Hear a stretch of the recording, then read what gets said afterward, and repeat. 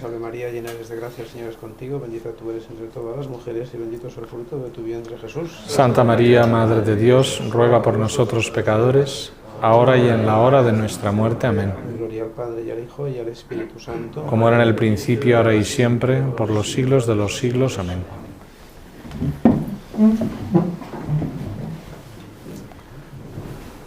Bueno, decíamos antes que no hace falta presentar a don Juan José porque gracias a Dios lo tenemos invitado todos los años últimamente.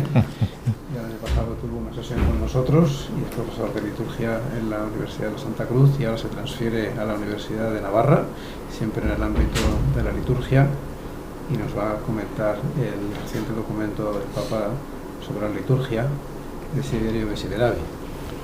Muy bien. Muchas gracias, José Javier. Pues efectivamente pensaba hacer una pequeña introducción primero con el origen, pienso, del documento, las grandes líneas y después un comentario un poco más, viendo los diversos puntos de la carta, ¿no? La carta que, como sabemos, ha sido aprobada por el Papa, publicada el 29 de junio del 2022, y que en el fondo, pues, las ideas fundamentales se encuentran ya en el discurso que hizo el Papa el 14 de febrero del 2019, hace 3 años, al recibir a la plenaria de la Congregación del Culto Divino y Disciplina de los Sacramentos, que se reunió en el 2019, y que el tema era la formación del pueblo de Dios. Hay toda una historia después, que no vamos a perder el tiempo aquí contando, pero en fin, parecía que no iba a producir nada esa plenaria, y sin embargo luego ha sido retomada y convertida en una carta del Papa sobre la formación litúrgica del pueblo de Dios. Algunas ideas que estaban en ese discurso de 14 de febrero del 2019 y que vamos a encontrar ahora, pues son, por una parte, una idea, pienso que básica del Santo Padre al hablar de liturgia, que es que la liturgia es vida, ¿no? No es una forma, no son normas, no es una idea para aprender, no es algo, sino que es algo vital. Entonces él no vuelve sobre esta idea, y veremos que vuelve sobre esta idea en la carta, aunque no siempre es claro qué significa exactamente que la liturgia sea vital, ¿no? O sea, también hablaba en ese discurso el Papa de escapar, ¿no?, de polarizaciones ideológicas estériles, ¿no? Y bueno, pues también vuelve sobre esta idea. De hecho, la carta acaba así, ¿no? La carta acaba con abandonemos las polémicas para escuchar juntos lo que el Espíritu dice a la Iglesia. Abandonemos las polémicas, ¿no? Porque efectivamente muchas veces la liturgia, pues, es un poco un campo de batalla, ¿no? Y entonces el Papa quiere volver a una unidad, a una armonía dentro de la liturgia, ¿no? Porque, bueno, esto lo tenemos nosotros claro, ¿no? O sea que probablemente, ya no me acuerdo, pero si en vez de hablar yo de liturgia estuviera aquí hablando de la Biblia, de algún libro sobre la Biblia, ¿no?, de los profetas, pues al acabar no habría ninguna discusión, digamos. O si hablara de la Trinidad en los padres de la Iglesia, pues probablemente no.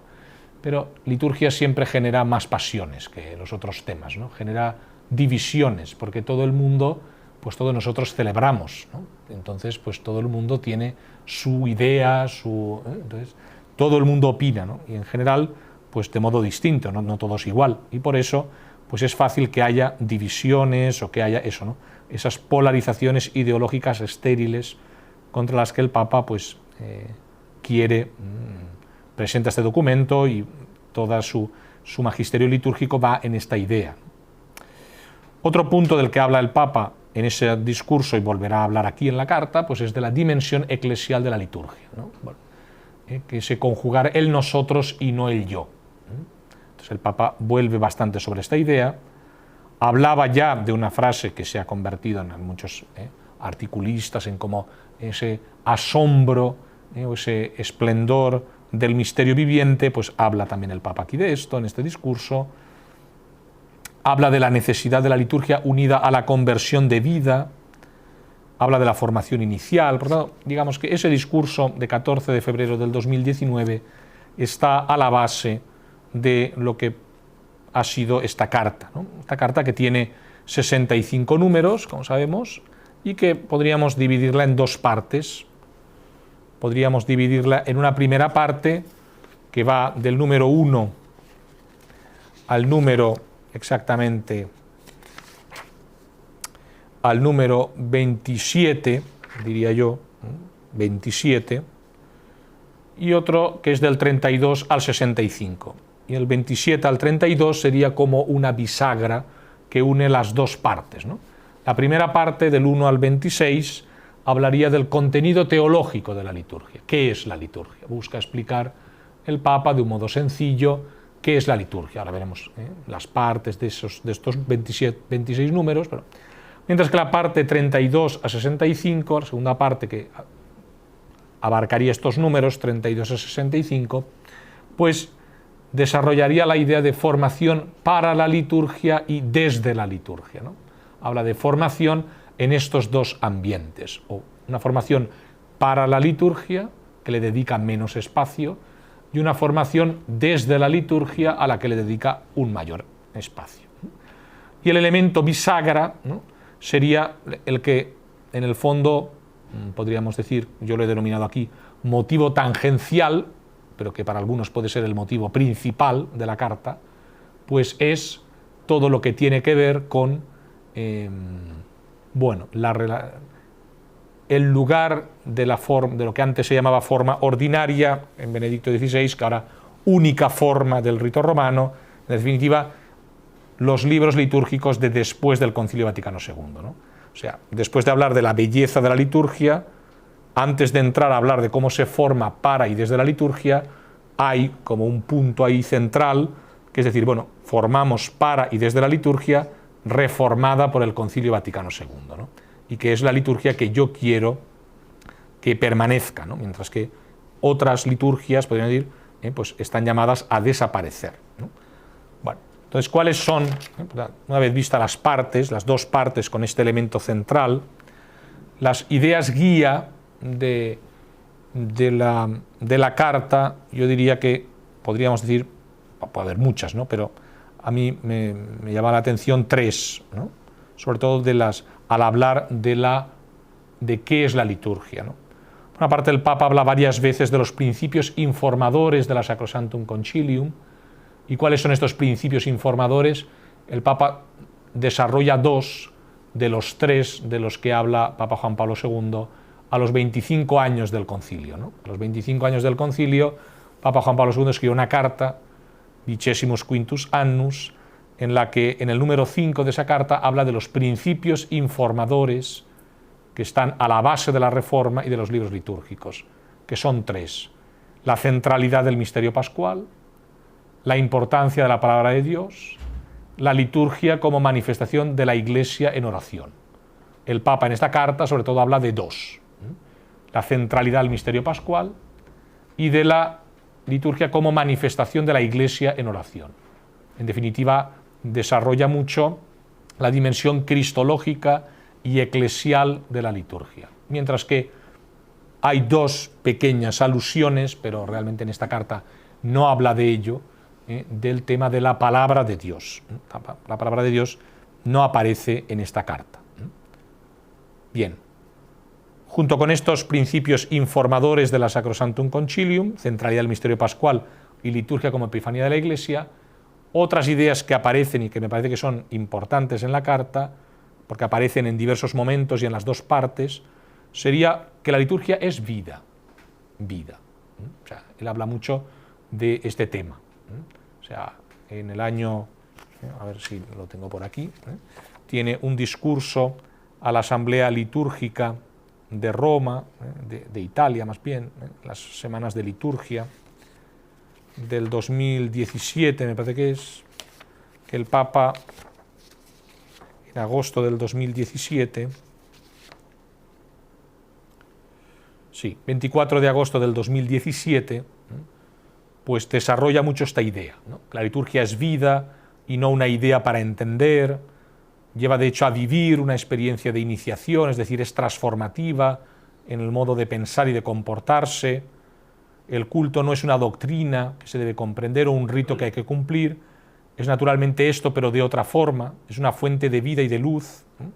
O sea, bueno, pues es el tema de la liturgia como vida, es un tema que la vida está en la liturgia y la liturgia influye en la vida, es una idea muy presente cuando el Papa habla de liturgia y que está presente aquí, en diversos puntos, ¿no? Y el tercer punto, diría, ¿no? Que junto a los principios informadores, la liturgia que es vida, liturgia y belleza, ¿no? Es una idea que es la única idea sobre liturgia que está en la Evangelii Gaudium, que es un documento programático, claramente del magisterio del Papa. Pues el número 24 es un número que habla precisamente de esto, ¿no? De cómo la liturgia evangeliza por medio de la belleza, número 24. Y como unidos estos dos, vida y belleza, liturgia como vida y como belleza, se desprendería también otra idea que aparece bastante en la carta, en diversos momentos, que es que la liturgia evangeliza, ¿no? O sea, no podemos quedarnos solo en una liturgia que es culto, que es algo como estático, sino que la liturgia tiene que llevar a la evangelización, tiene que llevar a ese culto, esa maravilla, tiene que llegar a todas las gentes, ¿no? Bueno, estos me parece que son las grandes líneas de la carta. ¿Cuál es el objetivo de la carta? Pues aparece en 4 puntos, ¿no? Habla de cuál es el objetivo de esta carta, pues habla en el número 1, ¿no?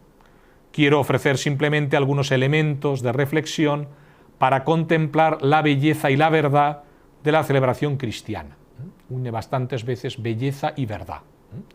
La belleza y la verdad, elementos que ayuden a contemplar esta belleza y esta verdad. El número 16 de la carta es el número pues, que más desarrolla el porqué de esta carta. Dice: con esta carta quisiera simplemente invitar a toda la Iglesia a redescubrir, custodiar y vivir la verdad y la fuerza de la celebración cristiana.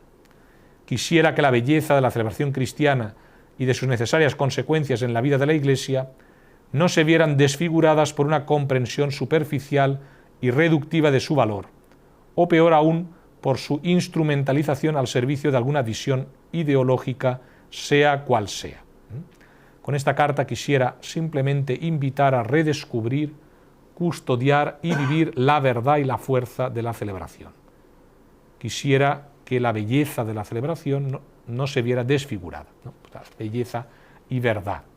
En el número 34, hablando concretamente de la formación litúrgica, pero en el fondo es cuál es el objetivo de la carta, pues diría aquí, vuelve a repetir que él solo quiere ofrecer algunos puntos de reflexión, porque evidentemente no es una carta que hable todo, que toque todo, son algunas pinceladas que buscan ayudar a esto, ayudar a que la celebración sea bella, sea verdadera, y ayudar a la unidad litúrgica, ¿no? Por tanto, el 1, el 16, el 34 y el 62, al acabar la carta, vuelve a repetir o a recordar qué es lo que ha buscado en esta carta, ¿no? Quisiera que esta carta nos ayudara a reavivar el asombro por la belleza de la verdad de la celebración cristiana. Reavivar el asombro por la belleza de la verdad de la celebración cristiana. A recordar la necesidad de una auténtica formación litúrgica y a reconocer la importancia de un arte de la celebración que esté al servicio de la verdad, del misterio pascual. Bueno, pues por tanto, esto sería el objetivo de la carta, ¿no? Bueno, por tanto, hemos visto un poco ese punto de inicio, que es ese discurso del Papa de 14 de febrero del 2019, las 2 partes que tiene la carta, del 1 al 26 y del 32 al 65, primera parte sobre el contenido teológico, segunda parte estrictamente sobre la formación para y desde la liturgia, con ese núcleo central del número 27 al 31 que habla de esa liturgia después de la Reforma como única forma litúrgica del rito romano, nos habla de las grandes ideas y del objetivo de la carta. Bueno, si entramos en más concretamente algunas ideas, ¿no?, sobre el contenido teológico, la parte primera, o sea, pueden decir, ¿qué es la liturgia?, ¿no? Pues la liturgia, según el Papa, podríamos decir que es, por una parte, la actualización del misterio pascual, y por tanto es un lugar de encuentro con Cristo en la Iglesia, ¿no? Digamos que esa sería los primeros números que hablan sobre qué es la liturgia. Diríamos que es la actualización del misterio pascual. Aquí en la carta, unas veces habla de Pascua, otras veces habla de misterio pascual, pero en realidad, tanto cuando habla de Pascua como cuando habla de misterio pascual, pues deberíamos entender, porque así se ve de la carta y se ve de otros textos del Papa, porque habla aquí sobre todo centrado en la última cena, como última cena que nos lleva a entrar en el misterio pascual. Pascua y misterio pascual, pasión, muerte, resurrección, serían sinónimos en esta primera parte, ¿no? En el número 7 dice, el contenido del pan partido es la cruz de Jesús, su sacrificio en obediencia amorosa al Padre. Si no hubiéramos tenido la última cena, anticipación ritual de su muerte, no habríamos podido comprender cómo la ejecución de su sentencia de muerte pudiera ser el acto de culto perfecto y agradable al Padre, el único y verdadero acto de culto. O sea, para hablar después de la resurrección. Por tanto, en este número 7, el Papa presenta ese misterio pascual, ese cruz, resurrección, anticipadas por la última cena, por las palabras y los gestos del Señor en la última cena. En el 9 repetirá, desde los inicios, la Iglesia ha sido consciente que no se trataba de una representación, ni siquiera sagrada, de la cena del Señor. No habría tenido ningún sentido, y a nadie se le habría ocurrido escenificar ese excelso momento de la vida del Maestro. O sea que no es una representación, es la misma muerte y resurrección del Señor. Junto con esa actualización del misterio pascual, en diversos momentos de los números siguientes, a partir del 10, habla de la liturgia como lugar de encuentro con Cristo. Al final del 10 dirá claramente, la fe cristiana o es un encuentro vivo con Él o no es. Que me ha recordado unas palabras tanto del Papa Juan Pablo II como del Papa Benedicto. Papa Juan Pablo II, en esa carta que citaba antes, dice, la liturgia es el lugar privilegiado del encuentro de los cristianos con Dios y con quien Él envió, Jesucristo. Y otras conocidas del Papa Benedicto, si en la liturgia no destacase la figura de Cristo, que su principio está realmente presente para hacerla válida, no tendríamos liturgia cristiana, totalmente dependiente del Señor y sostenida por su presencia creadora. Pues el Papa repite aquí, la fe cristiana o es un encuentro vivo con Él o no es, ¿no? Digamos que yo, tal vez el único punto, ¿no?, que digamos así, que menos me gusta de la carta, es que no se cite ni una vez, ¿no?, al Papa Benedicto XVI, cosa que me parece alucinante, ciertamente, ¿no? Para una carta que habla sobre liturgia, ¿no? Porque hay cantidad de ideas que están tal cual en otros documentos del magisterio de los años anteriores y no aparece citado ninguna vez, ¿no? Cosa que es sorprendente. Pero, ¿qué es la liturgia? Actualización del misterio pascual, lugar de encuentro con Cristo en la Iglesia, ¿no? Digamos que es un lugar de encuentro con Cristo, pero es en la Iglesia.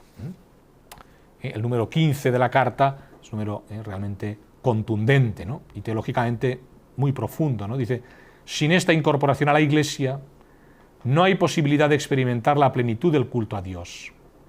De hecho, uno solo es el acto de culto perfecto y agradable al Padre, la obediencia del Hijo, cuya medida es su muerte en cruz. Esto es Eclesia de Eucaristía número 13, aunque ni me lo ponga, pero la única posibilidad de participar en su ofrenda es ser hijos en el Hijo. Este es el don que hemos recibido. El sujeto que actúa en la liturgia es siempre y solo Cristo Iglesia, el cuerpo místico de Cristo. Esto es el Catecismo de la Iglesia Católica, 1137, ¿no? El sujeto de la liturgia es el Cristo total. Cristo, cabeza y cuerpo. Cristo y la Iglesia, el cuerpo místico de Cristo. Por ¿qué es la liturgia? Sería esto. Después entra una parte que podríamos decir es pues más el lenguaje del Papa Francisco, que es la parte del sentido teológico de la liturgia. Aparecen aquí ideas que aparecen muchas veces, ¿no? Porque el Papa habla aquí de nuevo de esa mundanidad espiritual, que es esa tentación peligrosa para la vida de la Iglesia, que se traduce en dos aspectos, que él ha hablado 200 veces en la Evangelii Gaudium, a partir de la Evangelii Gaudium y otras veces, ¿no? Que son el gnosticismo y el neopelagianismo. Y para los dos, para el gnosticismo y el neopelagianismo, que son manifestaciones de esa mundanidad espiritual, el antídoto, lo llama expresamente el Papa Francisco, el antídoto más eficaz es la liturgia, dirá el Papa, el antídoto más eficaz contra el gnosticismo, que es ese individualismo subjetivista, ¿no? Que está uno dándose vueltas a sí mismo, esa autorreferencialidad alimentada por la propia razón o el sentimiento, pues lo mejor es la liturgia, que va precisamente contra ese individualismo subjetivista. Aquí el Papa dice una idea que a mí me ha recordado mucho un alumno que en un seminario que tengo sobre el magisterio litúrgico de Benedicto XVI, que me dijo más o menos esta misma frase, ¿no? La liturgia no dice yo, sino nosotros, estas son palabras del Papa aquí en la carta, la liturgia no dice yo, sino nosotros, y cualquier limitación a la amplitud de este nosotros es siempre demoníaca. Esto me dijo el alumno, ¿no? Conjugar el yo en la liturgia es del demonio, le había aprendido él en su seminario en América del Sur. Pues, hombre, yo diría que es verdad que en la liturgia conjugamos el nosotros, pero el yo no desaparece, el yo no desaparece, la persona no desaparece. No desaparecemos en un nosotros anónimo, sino que ese nosotros está compuesto de yos que están unidos entre sí, porque son hijos en el Hijo. Y de hecho, en la liturgia el yo es conjugado, aunque efectivamente es un yo conjugado para pedir perdón. Yo confieso ante Dios Todopoderoso y ante vosotros, Señor, no soy digno de que entres en mi casa, pero una palabra tuya bastará para sanarme, ¿no? Conjugamos el yo. El nosotros es lo habitual, pero el yo no desaparece, aunque sea un yo que generalmente pide perdón. Por tanto, el Papa habla aquí, en primer lugar, dentro de ese sentido teológico, de el antídoto para la mundanidad espiritual, el gnosticismo y el pelagianismo, que sería la liturgia. Especialmente dentro de la liturgia un elemento que es la belleza de la liturgia. El antídoto, para que el antídoto de la liturgia sea eficaz, se nos pide redescubrir cada día la belleza de la verdad de la celebración cristiana. Número 21 de la carta. Entonces, se trata de redescubrir la belleza. Una belleza, y aquí, efectivamente, este es un punto que claramente, digamos, está muy metido en el modo de hablar del Papa, ¿no? O sea, hay miedo, el Papa tiene miedo a confundir la belleza con el esteticismo, ¿no? Con la exterioridad de las cosas, simplemente, ¿no? O con un cumplir únicamente los ritos, las rúbricas. Aunque luego inmediatamente dirá que eso es lo que hay que hacer, pero no es suficiente. O sea, no es suficiente esto. Lo que en el fondo quiere decir es esto, ¿no? Pasa que los tipos que escriben, el arte de citar, el citar es siempre un peligro, ¿no? Porque yo puedo quedarme aquí, ¿no?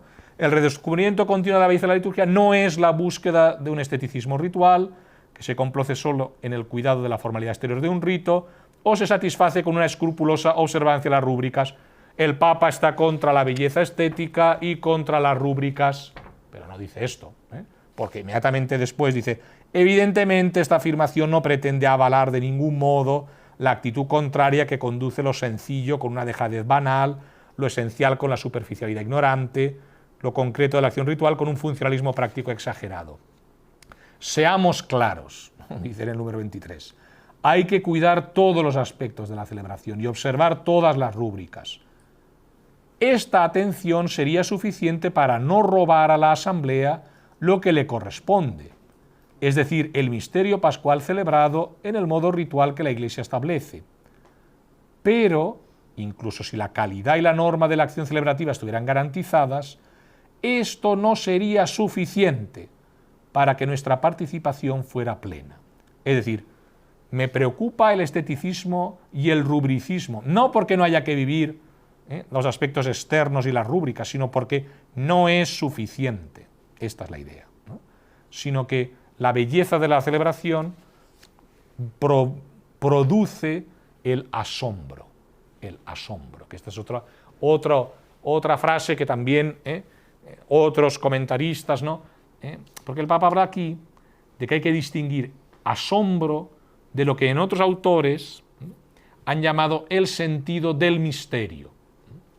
Entonces él dice, a veces se dice que la liturgia de después del concilio ha perdido el sentido del misterio, pero en realidad él dice, si misterio lo entendemos como algo desconocido, algo que no se entiende, algo complicado, pues bendita pérdida del sentido del misterio. Esta es la idea.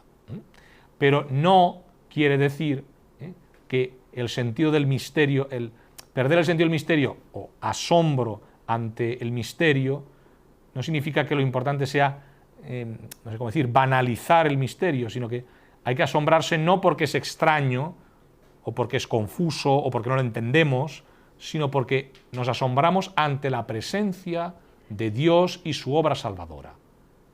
Esto es lo que nos sorprende, ¿no? Esto es lo que nos tiene que sorprender. Esto es lo que tiene que ser el sentido del misterio bien comprendido. Por tanto, si misterio es desorientación, como dicen aquí, o rito oscuro o enigmático, pues en ese sentido, pues efectivamente, eso no es el misterio, sino que el misterio es el hecho de que el plan salvífico de Dios nos haya sido revelado y siga llegándonos en la celebración. Este es el misterio de la obra salvadora que se hace presente porque Él está presente, ¿no? Entonces, esto, digamos que sería, por tanto, el final de esta primera parte, contenido teológico de la liturgia. ¿Qué es la liturgia? La actualización del misterio pascual, lugar de encuentro con Cristo en la Iglesia. ¿Y cuál es el sentido teológico de la liturgia? El sentido teológico de la liturgia es que hace presente el misterio, y por eso es bello, y por eso produce asombro. Tiene que producir asombro. En el fondo, todas estas ideas están exactamente, diría que mejor, pero en la Sacramentum Caritatis 35. No es que sea una novedad esto de la belleza. La parte segunda, la formación para y desde la liturgia, pues el Papa habla de los dos tipos de formación. Cuando habla de la formación para la liturgia, pues dirá pocas cosas. Yo voy a tener que ir, porque esto habría que acabar 2 menos 5 por ahí más o menos, no menos 10, para que ya se come a las 2, ¿no? Con lo cual, para que puedan preguntar algo. Entonces, la formación para la liturgia, el Papa en primer lugar dice que la formación litúrgica tiene que salir de las universidades, tiene que salir de los seminarios y tiene que llegar a la gente. O sea, que tiene que ser una formación litúrgica para la gente, no complicada, sino que tiene que ayudar a los fieles. Un momento importante para el que hay que formar y que a su vez es formativo es la Eucaristía Dominical, de la que habla el Papa en el número 37.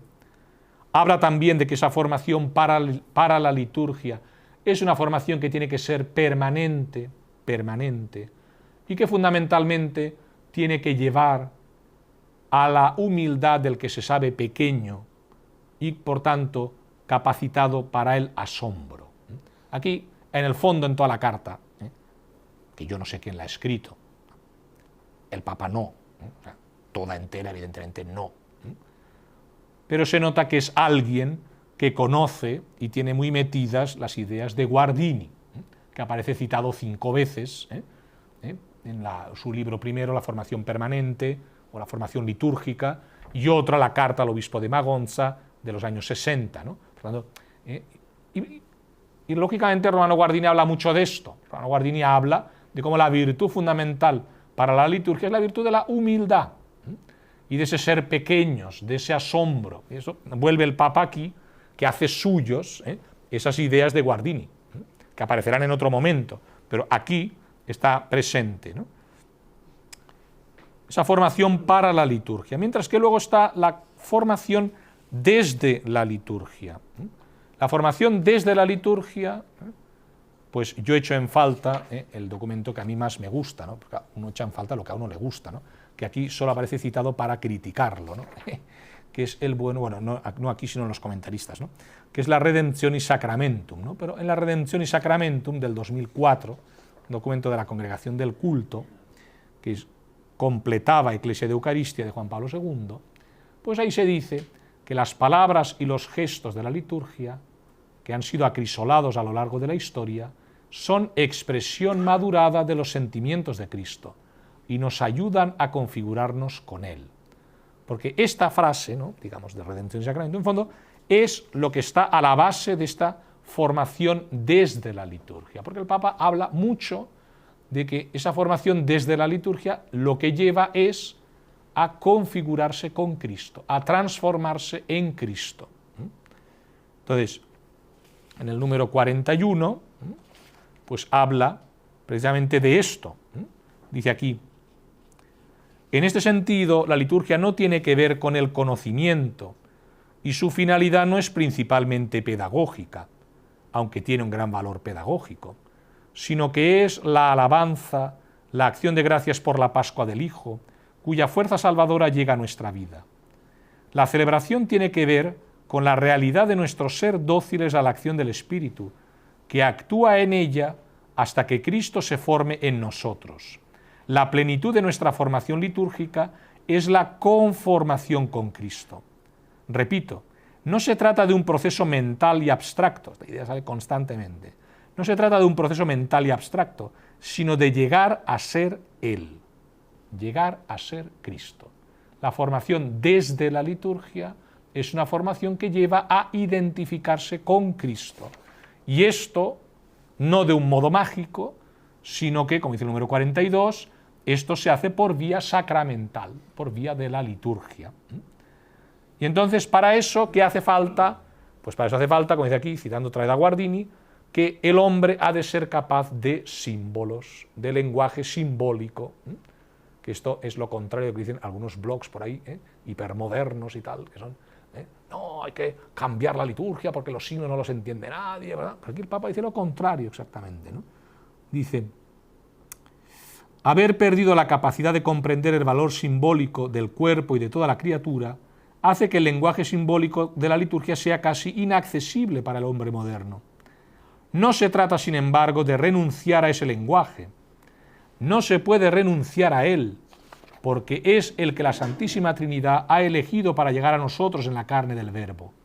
Se trata más bien de recuperar la capacidad de plantear y comprender los símbolos de la liturgia. ¿Y cómo volver a ser capaces de los símbolos? El número 44, el 45 se pregunta, ¿cómo volver a ser capaces de los símbolos? Lo desarrolla en 3 ideas. 1, recuperar la confianza de la creación, por tanto, fiarse de la creación, de los signos materiales que utilizamos en la creación, fuego, pan, vino, agua. Otro, educación que busca adquirir la actitud interior que nos permite situar y comprender los símbolos litúrgicos, y para eso es necesario, vuelve a traer de la misma idea, es necesario ser pequeño, seguir siendo pequeños. Para entrar en el lenguaje simbólico hay que ser pequeño, hay que huir del intelectualismo. Y finalmente, habla aquí el Papa, el tercer punto para ser capaces de los símbolos es el ars celebrandi. Entonces, para ese ars celebrandi, el Papa dice, ¿cómo mejorar en ese ars celebrandi? Pues hay que conocer el dinamismo que tiene la liturgia, que el Papa no lo explica aquí, pero no le da tiempo, ¿no? Tantas cosas, ¿no? Nos serviría, por ejemplo, ir a Benedicto XVI, 31 de agosto del 2006, en el que habla efectivamente de cuál es el dinamismo de la liturgia. Segundo punto, el que habla el Papa aquí, es conocer cómo actúa el Espíritu Santo, contar con el Espíritu Santo, que es el que nos ayuda a huir de subjetivismos, y los subjetivismos los traducen en 2 cosas, las sensibilidades individuales y el culturalismo, el meter ideas culturales sin criterio, meter elementos culturales en la celebración, y finalmente conocer la dinámica del lenguaje simbólico. Y para conocer la dinámica del lenguaje simbólico, su peculiaridad y su eficacia, ¿qué es lo que hay que hacer? Vivir lo que está previsto. Dirá aquí, siguiendo a Guardini en el número 50, ¿no? Porque Guardini habla mucho, y Ratzinger lo coge en el espíritu de la liturgia, habla ahí que lo fundamental es la ascesis o la mortificación interior que conlleva la liturgia, que es que uno se amolda a algo que no ha inventado él. Pues esto es lo que habla aquí el Papa, con Guardini, en el número 50 y 51. Habla de esta idea, ¿no? Aquí dice, es una uniformidad, es hacer los mismos gestos, está hablando de cómo los gestos ayudan al pueblo, que hace todos lo mismo, dice, es una uniformidad que no solo no mortifica, sino que por el contrario educa a cada fiel a descubrir la auténtica singularidad de su personalidad, no con actitudes individualistas, sino siendo conscientes de ser un solo cuerpo. No se trata de tener que seguir un protocolo litúrgico, se trata más bien de una disciplina que si se observa con autenticidad nos forma. Vale. Dentro del Papa se pone a hablar ahora de algunos signos, que son el silencio y el arrodillarse, que no me da tiempo a explicarlo. Habla del ars celebrandi de los sacerdotes a partir del 54, habla de diversos modelos de presidencia, de todo tipo, ¿no? Tanto de un estilo como de otro, a todos, por ejemplo, les da a todos, en realidad. La rigidez austera, la creatividad exagerada, el misticismo espiritualizador, el funcionalismo práctico, la prisa precipitada, la lentitud acentuada, el descuido desaliñado, el refinamiento excesivo, la afabilidad sobreabundante, la impasibilidad hierática. O sea, todos los modos posibles, todos son malos, y todo lo resume en un exagerado personalismo en el estilo celebrativo, que en el fondo lo encontramos también en la Sacramentum Caritatis 23 del Papa Benedicto, cuando habla ahí efectivamente de esto, ¿no? De esa necesidad que tiene el sacerdote de la humildad, porque se trata, y lo explica aquí muy bien el Papa, ¿no? Un poco, como siempre, un poco violento, pero, por tanto, el resucitado es el protagonista y no nuestra inmadurez, que busca asumir un papel, una actitud y un modo de presentarse que no le corresponde. Y viene en este número 57 una frase, esto ciertamente muy bonita. El propio presbítero se ve sobrecogido por este deseo de comunión que el Señor tiene con cada uno. Es como si estuviera colocado entre el corazón ardiente de amor de Jesús y el corazón de cada creyente objeto de su amor. El sacerdote está entre esto, ¿no? Entre el corazón ardiente del Señor y el corazón de la persona que quiere recibir al Señor. Presidir la Eucaristía es sumergirse en el horno del amor de Dios. Y luego viene aquí, y con esto acabo, viene aquí un número 60 muy largo, que son indicaciones varias, medio poéticas, medio concretas, sobre el sacerdote, pero me he olvidado antes, ¿no? Que en realidad de lo que se trata, para superar ese exagerado personalismo, es que el sacerdote, es el número 57, tiene que darse cuenta, a nosotros nos suena, nos puede sonar por San José María, pero el sacerdote es Cristo, ¿no? Y está llamado a que Cristo brille. Esto lo habla aquí el Papa en este número 57, ¿no?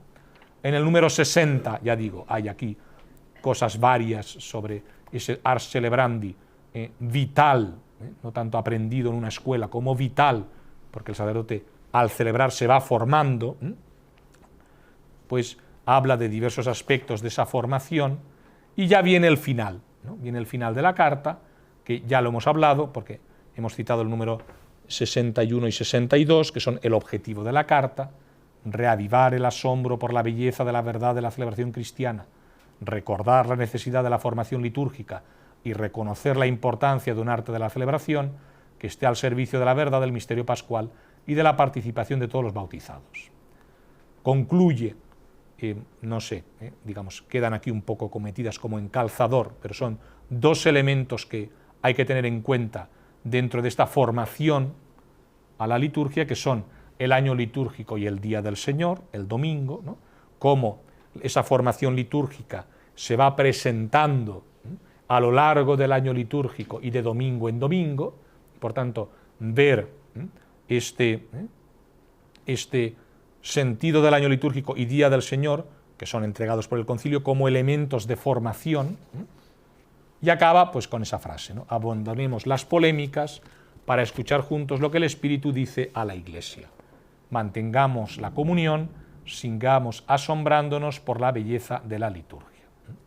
Bueno, pues podría contar muchas más cosas, no sé si he ido muy rápido, pero esto me parece que más o menos es el resumen, podría decir, o una mapa de lectura de la carta que nos puede servir tanto los objetivos como las partes, como esas líneas guía de la carta. Y ahora pues no sé si hay alguna pregunta o algo que no se haya entendido bien o que no me haya explicado.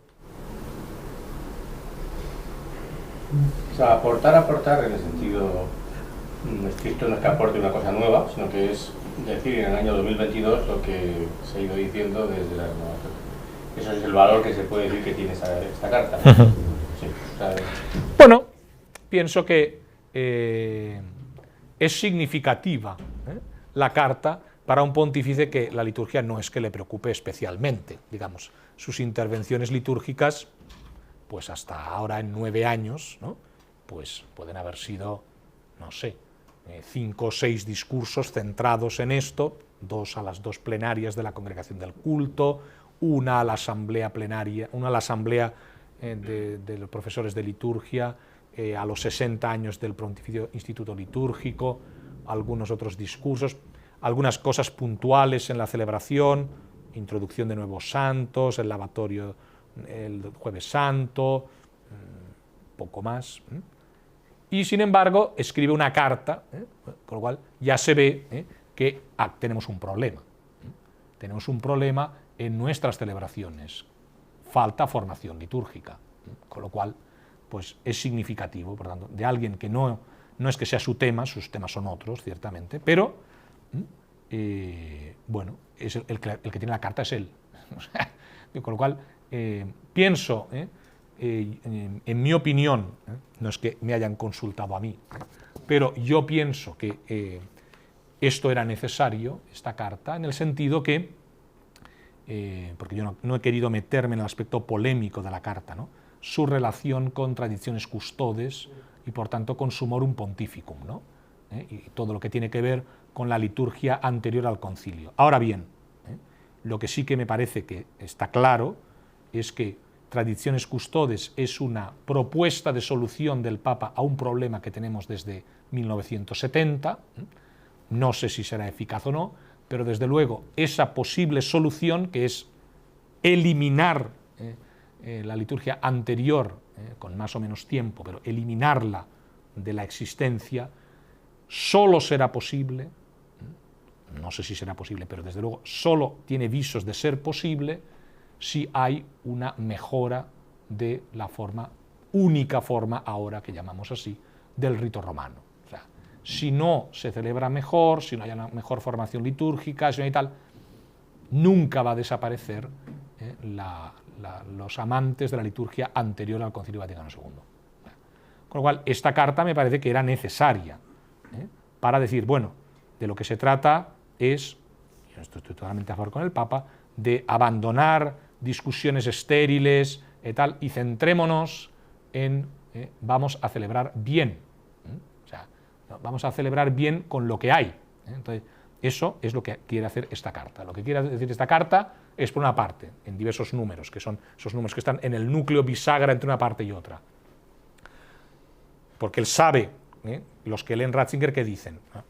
El concilio está muy bien, la reforma litúrgica tiene sus lagunas, sus cosas pero luego están los libros son garantía. Entonces él se apoya, por eso no habla tanto de la reforma como habla del concilio y los libros, porque sabe que es donde tiene punto de apoyo. Dice, bueno, el concilio están a favor, digo, los que no están a favor están fuera de la Iglesia, con lo cual los que están dentro están a favor.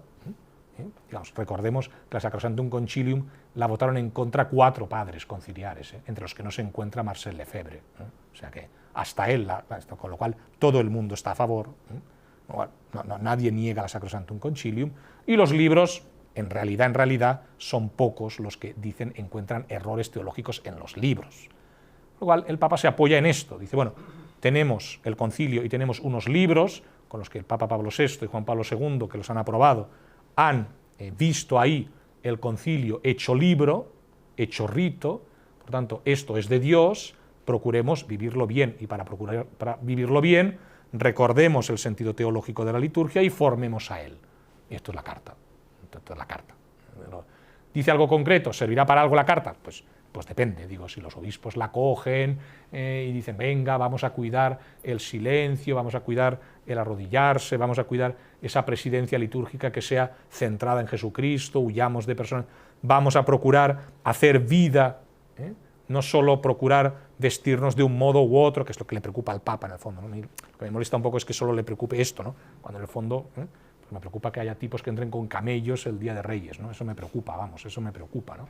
O que celebren de cualquier manera, ¿no? O sea, eso me preocupa más que se preocupe por los merletti de la nonna, ¿no? O sea, pero bueno, son cosas que son así, ¿no? Digo que cada uno es como es, ¿no? Pero con independencia de eso, es verdad que la liturgia no es solo una belleza estética exterior, ni tampoco es solo cumplir las rúbricas, sino que es algo vital.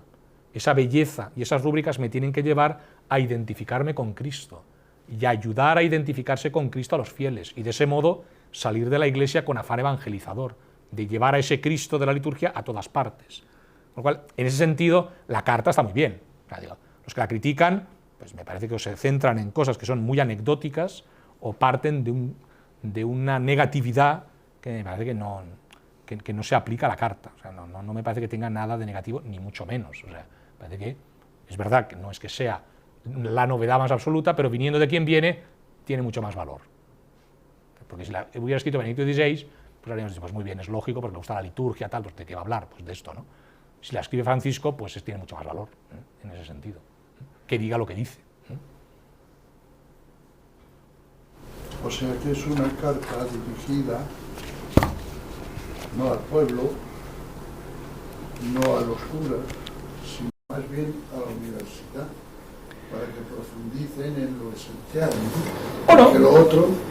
No, yo pienso que es una carta dirigida fundamentalmente a los sacerdotes, porque a los fieles no les dice casi nada prácticamente, pero a los sacerdotes sí que les dice bastante. Todo lo que les dice sobre el Archelebrandi es bastante interesante, sobre todo viniendo de él. O sea, que diga que el sacerdote es quien es porque es Cristo y porque ha sido ordenado con la fuerza del Espíritu Santo y que tiene que ser dócil a ese Espíritu Santo en su modo de celebrar y cómo celebra. Me parece que es muy interesante esto, realmente. Que le diga, ok, es verdad que le dice que no es suficiente que cumpla los ritos y que su celebración sea bella externamente, pero este es el punto de partida, le dice, con lo cual esto es muy interesante. O sea, no le está diciendo, bueno, haz lo que quieras, no le está diciendo eso. Por eso la mayoría de comentaristas, podríamos decir, progresistas, se centran en aspectos muy tangenciales de la carta. La utilizan simplemente o para criticar a los que viven la liturgia anterior o para subrayar que está presente, pero tampoco es que esté presente, súper presente, y aparte que no tiene ningún problema. La dimensión eclesial de la liturgia es importantísima. Pero a mí me parece que todo el desarrollo que se hace en la carta sobre la configuración a Cristo a través de la liturgia es un aspecto fundamental. Que en la liturgia participamos porque queremos transformarnos en Cristo y se hace posible en la celebración. Esto es una mina, o sea, esto es un horizonte, un universo para descubrir. O sea, no solo voy para cumplir un precepto, para reunirme con los demás, voy fundamentalmente, pues esto es la carta, no ideas mías o de Benedicto, no, está en la carta, que aparece en muchísimos puntos. Voy para conformarme a Cristo, para hacerme uno con Cristo. Y se dicen diversos elementos que ayudan, fundamentalmente las palabras y los gestos que están escritos, no los que yo me invente. Con lo cual, en ese sentido, parece que es muy interesante para el sacerdote esta carta. O sea, ¿le dice cosas nuevas? No, pero como en realidad nadie lee nada, pues a lo mejor por ser de Francisco la leen, ¿no? Entonces, bueno, es interesante en ese sentido, ¿no? Puede ser digo, en ese sentido a mí, yo después de haberla leído 4 veces, ¿no?, subrayada y tal, digo, bueno, tiene muchas cosas de positivo, ya digo, podía haberse completado con otras cosas que la habría hecho más amable para el sector más pro Benedicto, ¿no? Pero es un fallo, ¿no? Igual que es absurdo, ¿no? Si uno tiene un discurso, no citar al Papa Francisco y citar papas antiguos, no citar al Papa Francisco es absurdo, pues es absurdo escribir una cosa de liturgia y no escribir, no citar a Benedicto, pero bueno, ellos sabrán, el que la ha hecho sabrá, ¿no? Pero... También la parte esa de que en la liturgia nos conformamos con Cristo y sobre todo recibimos Cristo que viene a buscarnos, a mí me parece que eso a los laicos también les... Bueno, por supuesto, pero los laicos no van a leer Desiderio Desideravi, probablemente, pero si el sacerdote sí, pues puede ayudar y encauzar y formar y plantear su catequesis de formación, bueno, pues si los laicos lo leen, mejor que mejor, ojalá, pero... Y los sacerdotes que se inventan muchas cosas de la misa... Pues aquí yo creo que no encuentran ningún apoyo. En esta carta no encuentran ningún apoyo. Ni los que inventan, ni los que dicen que hay que inculturar de manera salvaje y tal, todos no encuentran aquí ningún apoyo en esta carta. O sea, más bien al contrario. Reciben una corrección. Me parece.